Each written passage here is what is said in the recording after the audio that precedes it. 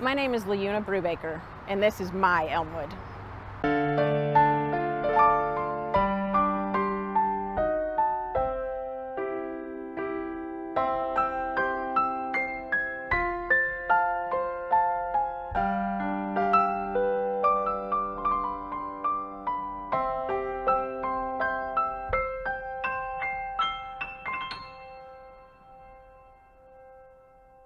To many, Elmwood is simply a resting place for the deceased. To me, it's that, and it's so much more. It's a park for the living. In 1852, when the founders of the cemetery started this wonderful place, it was part of the rural cemetery development. That was a concept that had cemeteries just contouring to the landscape. In 1852, Elmwood was 3 miles from downtown Memphis. It was rural. It was outside of the city. You had to get a special train ticket just to get here, and you couldn't come just any time. We were the last stop on the train line. Today, we are a peaceful oasis in the middle of a hectic life, in the middle of a thriving city. But as you come over the bridge onto the grounds, you're greeted by gorgeous gardens on either side. They surround the cottage on one side and the chapel on the other, and you're quickly engulfed under a canopy of trees.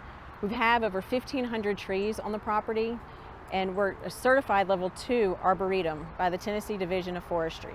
That means we have between 60 and 80 different species out here alone.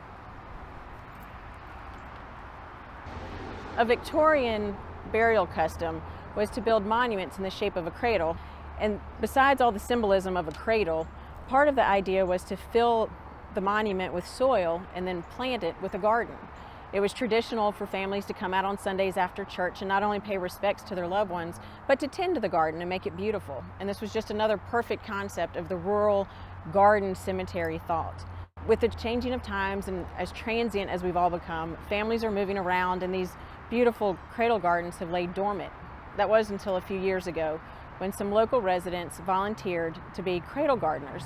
They adopt a cradle, they come out here, they build it up, they plant it, and they keep it beautiful and blooming year-round. It just further enhances and stretches the gardens from when you come over the bridge into the cemetery. Like our ancestors, I love to come out here and picnic. I love to be around those that I've loved that are buried here. And one tradition that my family enjoys doing is having a butterfly release. Not only with the symbolism of what butterflies are, but it helps us on special occasions to remember our loved ones and to share our fond memories of them in days gone by. Other recreational activities that are afforded out here for the socialization of people include an audio tour that you can do on your own with your family, specialized theme walking tours, special events, teas. One thing that I enjoy doing is just meandering through what used to be the carriage trails and looking at the trees and finding shapes and images in them, kind of like some people do the clouds. Down over the hill just away, there's a tree that looks like an elephant to me, and I giggle every time I walk by it. But speaking of trees, one of them that I'd like to share a story with you about is this one right next to me. And it's a white fringe tree, and it doesn't look like much today, but as part of an arboretum, you can have a state champion tree. And a state champion tree is the largest of that species in the state of Tennessee. Elmwood currently still has one state champion. It's an Atlas cedar that can be found on the other side of the grounds. But up until a few years ago, we had a second one, and it was this tree right here, this white fringe tree. Well, it was beautiful and the largest one in the state, and unfortunately it started dying. The staff kept an eye on the tree because of course they didn't want to have to cut it down if they didn't have to. And it finally became a safety issue, so when they came out to remove it, they realized they saw some green popping up out of the hollow trunk of the ground. It had regerminated itself. And I just find that so fascinating that out here there's life. It's renewed life. It's generational life. It's just like the families that are buried here and the people that are buried here and our stories. Nothing ever ends, it just continues. It's from one generation to another. Speaking of trees, you might, if I asked you right now how you thought Elmwood got its name, you might guess that it was because of elm trees. Well, nothing at Elmwood is ordinary, and so of course the way we got our name isn't either.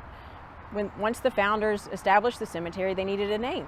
And so they each wrote down ideas on a slip of paper, they put it in the proverbial hat, they drew one out, and it said Elmwood. And we thought, well, this is perfect for a rural cemetery, what better name?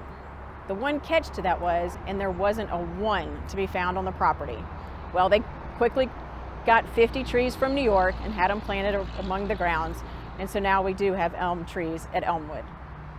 So yes, this is a resting place for those that have gone on before us.